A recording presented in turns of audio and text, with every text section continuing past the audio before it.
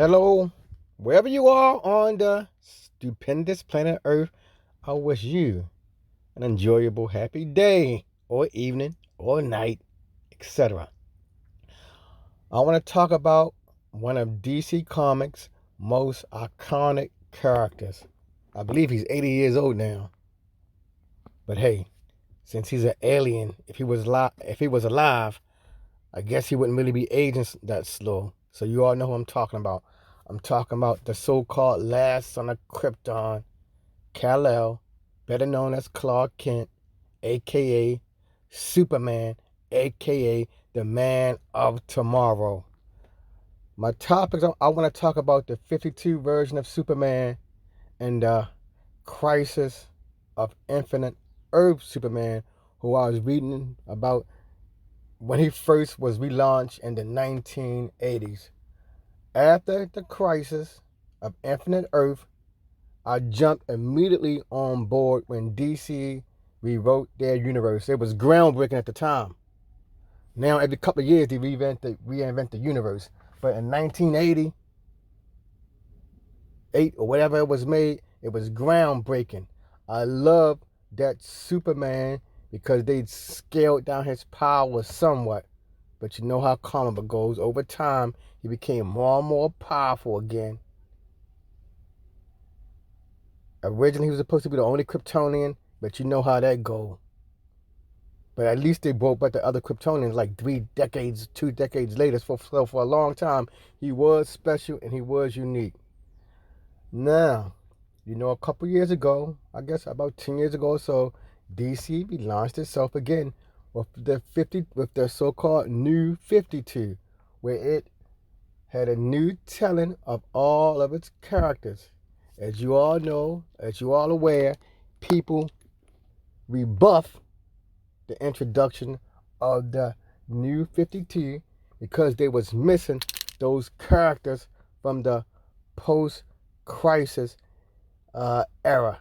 They especially miss Superman from the post-crisis era, and I said, and one reason I love that post-crisis Superman because they kept the Kents alive. Jonathan and Martha Kent, they were still around, and since they were still around, they gave Superman a huge boost in his connections to humanity because during the pre-crisis incident, if you recall, Martha and Jonathan Kent was dead, so Superman did not have no real ties to humanity. The post-crisis, his parents was involved in a number of his stories, so he had a definite connection to his childhood and to his childhood friends. Now, getting back to the 52 era Superman, I loved him too because it was another take on Superman. Yes, DC went back to their pre-crisis era where they killed the Kents off, stripping him of his attachment to humanity, but still, even though the Kents were gone, it did seem like the storytellers was making him more grounded with, humanity. But I guess the rulers of comic books, the fans, just didn't like that. They probably was missing the Kents. They probably was saying he don't got no attachment to humanity anymore. No attachment. He seemed like he's too aloft, too standoffish. Lois Lane not his wife anymore. That probably really got people upset. When they redid the New 52, like I said, the post-crisis Superman, he was grounded in humanity. He had the Kents.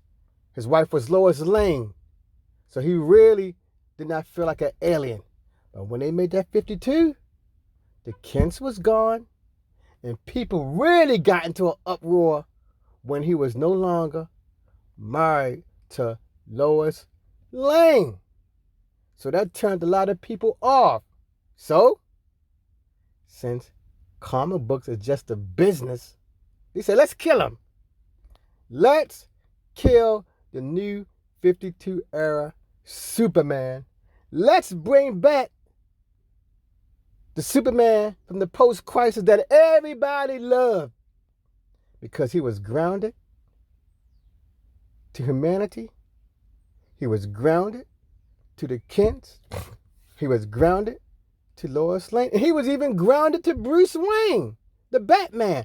Yes, we know Superman and Batman knew each other a long, long time ago. Even in the post-crisis era, they knew their identities. But in the post-crisis, it seemed like Batman and Superman, or I better say their names, Clark Kent and Bruce Wayne, that was actually friends when they wasn't wearing on their costume. So everybody loved that Superman, because I said he was fully grounded into human society. But as I stated, I did like the 52 era Superman. I liked him. But I guess the fans didn't like him, so they killed him. Now, my biggest dispute with that, hey, yes, they killed the 52 era Superman. The Superman from the post-crisis era, he was there to witness his death. But the thing that gets me the most, okay, you know he's dead, but he didn't even sort of memorialize him. DC didn't memorialize him. This the point is, I loved his costume. That's the biggest thing I liked about the 52 era Superman. I love his costume. It was basically blue, and it looked like it was metallic looking. I think it was metallic looking, sort of metallic. It was blue. He didn't have that stupid red weightlifter part of his costume near his crouch area. That red part of Superman, that red underwear part, it came from the flimsy era when America loved the strong man. That's where it came from. And I just now, several seconds ago, I was checking on YouTube about what's going on with Superman and his world Krypton. And I saw that damn old-fashioned Superman with the red underwears on. I said, they totally wiped out the 52 era Superman. At least they could have let Superman keep his costume on to let people know why Superman got that 52 era Superman costume on with the little collar. I love the collar too. I love that little collar. The little collar on his neck, it had at the edges the red trimmings. I love that. The new 52 era Superman costume, it was a modern take. But no, when he died, they got rid of everything. People don't even know that the 52 era Superman exists anymore. He was completely erased from existence. Completely gone. They brought back the post-crisis Superman 100%. Now, DC could have shown some respect to the 52 era Superman by letting the Superman who we grew up with in the 80s at least keep the man's costume on. Like this, that was a beautiful costume in my mind. But no, DC don't care. They don't want to have a historical memorial for the 52 era Superman. I said, you just don't care. Everything is just about money. The fans cried about the post-crisis Superman, so they brought him back in full force. Full force. Costume and all. Now, I do love it that they gave him a son. See, that's what I said. They gave the post-crisis Superman a son from Clark Kent and Lois Lane to connect him more to humanity. Because, the Kent's gone now. The Kents they wiped out in that other universe. So the post-crisis Superman, they said, we got to make him seem a little bit different. Let's give him a little bit more connection to humanity. So let's give him a son. And the son is there to take the place of the Kents. That's all he's there for. But I just wish DC would have some little feeling in their heart, some little sympathy. Even though the fans didn't like the 52 era Superman, they could say, we will remember him and let Superman keep his costume. That's my biggest gripe.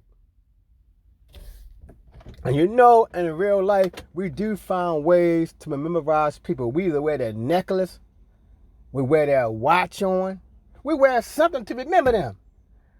Before I go, I'm just saying, DC should have let the post-crisis Superman still wear the 52 era Superman costume. He was wearing it on for a little while. I guess fans start complaining, but they don't like the costume, so it's okay. We're going to bow to the fans and give them back the old costume with the red boxing trunks on. The old underpants, the underwear, red underwear.